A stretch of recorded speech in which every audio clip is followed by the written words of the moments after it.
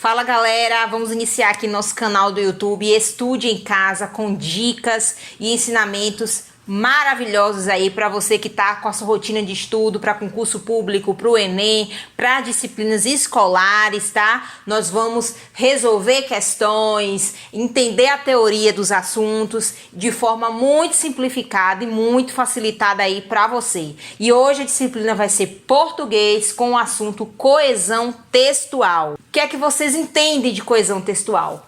Coesão nada mais é que assegurar a ligação entre as palavras e as frases, interligando as diferentes partes de um texto.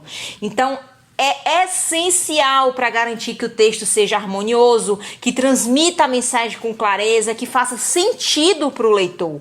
Então, dentro de um texto são usadas palavras que se relacionam para dar sentido a ele. Então, essa relação entre as palavras é feita através de preposições, de conjunções, pronomes, advérbios, locuções adverbiais. E então a coesão vai ser a articulação entre as palavras, os períodos e os parágrafos. Então vamos lá, essa coesão pode acontecer de forma endófora ou exófora. Endófora é a expressão que faz referência a algo que está dentro do texto. Então quando a gente fala, eu vi o João hoje, ele estava sentado lá na praça. Esse ele aí é uma expressão endofórica, porque está se referindo a uma outra parte do texto. Nesse caso, esse ele aí está se referindo a João. E está tudo dentro do contexto, dentro do texto. Já a exófora é a expressão que faz referência a algo que está fora do texto, ou seja, não está no mesmo texto. Então, quando a gente fala, você vai se arrepender de ter feito aquilo, a gente fica sem entender o que é aquilo. Então, isso aí, esse aquilo é uma expressão exofórica, porque está se referindo a algo que está fora do texto. A gente não sabe do que ele está aí arrependido. E os tipos de coesão, a gente pode citar primeiramente a coesão referencial, que é a referenciação, ou também chamada de referência. Então, muitas vezes, no decorrer de um texto, a gente costuma repetir várias vezes uma palavra, né, deixando o texto sem nenhuma coesão. Então, ele vai ser usado para evitar a repetição dos termos dentro do que está sendo escrito. Então, vai ocorrer quando acontece o fenômeno endófora, que a gente falou anteriormente, e esse endófora aí é dividido entre anáfora e catáfora. Anáfora é quando se refere a um termo que já foi citado. Por exemplo, João não quis jogar ontem. Criticá-lo agora só piora a situação. Esse ló aí se refere ao termo João. Então, a indústria automobilística não cresceu em 2019, mas apesar disso, ela está otimista para 2020. Esse ela aí está se referindo à indústria automobilística. Já a catáfora é quando se refere a um termo que vem depois, posterior. Só desejamos isto, aumento salarial. Esse isto aí está se referindo a aumento salarial, ou seja, vem depois da palavra isto. Então, catáfora. Ela encantava a todos com seus movimentos precisos e delicados, a dançarina mascarada. Olha só, o pronome ela vai aparecer antes da informação de quem que está fazendo os movimentos precisos e delicados. Ou seja, quem é? A dançarina mascarada. Por isso tem uma função catafórica, galera. Vamos lá. Coesão por substituição. Substituição de um nome, pessoa, objeto, um verbo ou partes do texto por palavras ou expressão que tenha sentido aproximado, evitando repetição. Então, a substituição ela também é por anáfora. Então, por exemplo, o Papa Francisco visitou o Brasil em 2013. Sua Santidade acenou aos fiéis na praia de Copacabana. Então, Sua Santidade. O que isso significa, gente? Sua Santidade. Que esse termo aí está se referindo ao Papa Francisco. Então, outro exemplo também, se a gente estiver falando alguma coisa e a gente usar o termo Rio de Janeiro, a gente pode facilmente substituir Rio de Janeiro por capital carioca, para evitar essa repetição. Então, a coesão por conjunção estabelece relação entre os elementos através de conjunção. Então, ele estava fraco porque não se alimentou direito. Isso aí é a causa. Ele ficou fraco pelo fato de não ter se alimentado direito. Essa é a causa, não ter se alimentado direito.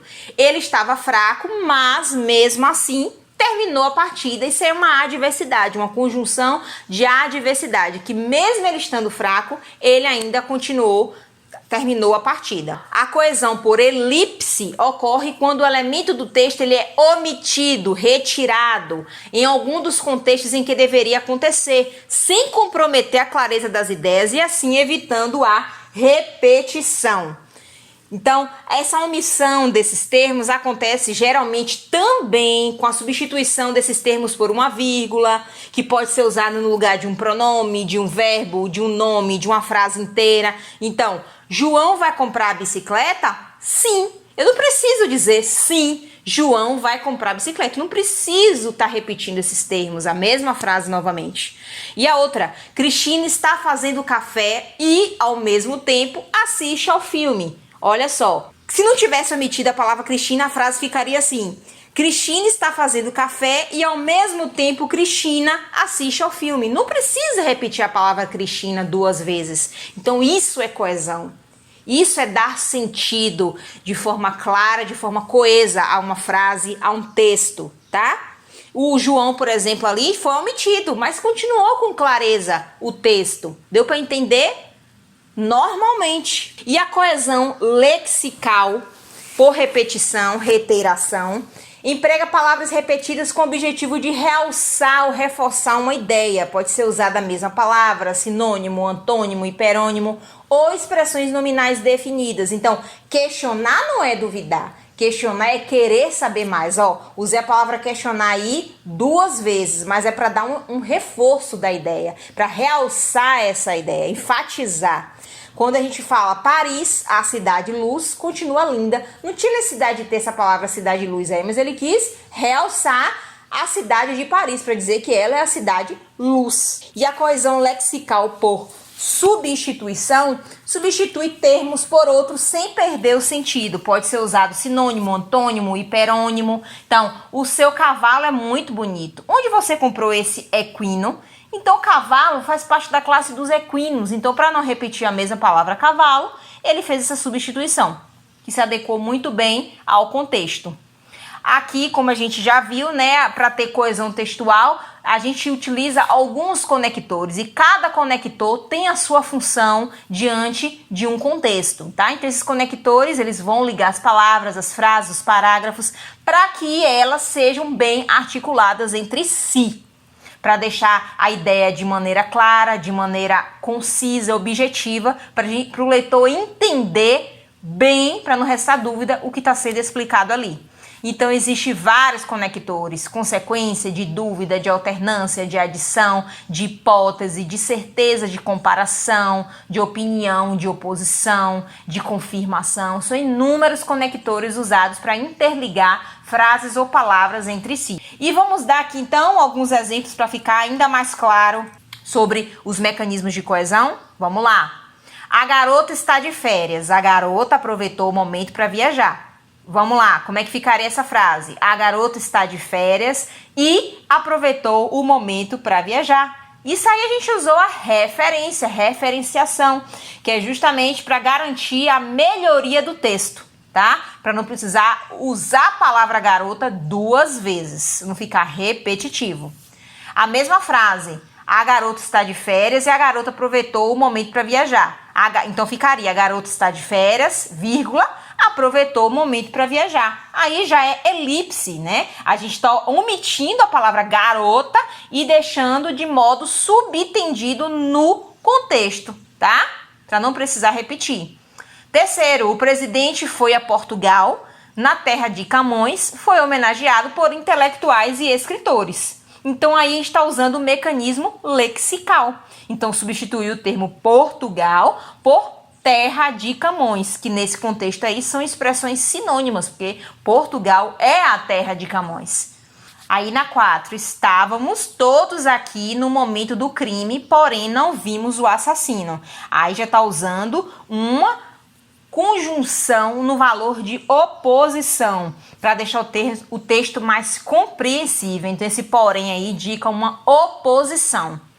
Já na 5, embora estivéssemos ao lado do mercado, não fizemos a compra. Aí já está usando um termo com o intuito de indicar uma contradição, uma concessão, ou seja, mesmo a gente estando do lado do mercado, nós não fizemos a compra. A 6 aí, gostei do filme pois o roteiro é bastante criativo. Olha só, já é empregado um termo aí que indica finalidade, indicar a causa de algo que foi mencionado anteriormente. Olha só, a gente gostou do filme pelo fato de o roteiro ser bastante criativo. A causa de a gente gostar do filme é justamente essa, o roteiro ser criativo. Já na 7, caso os pacotes cheguem, encaminhem-nos. Isso é uma condição. Podia substituído por se os pacotes chegarem, encaminhem-nos pra gente. Então aí é justamente um termo que indica uma condição. Já na 8ª, ela ligou a fim de perguntar a data da entrevista. Aí é usado um termo com o intuito de indicar uma finalidade.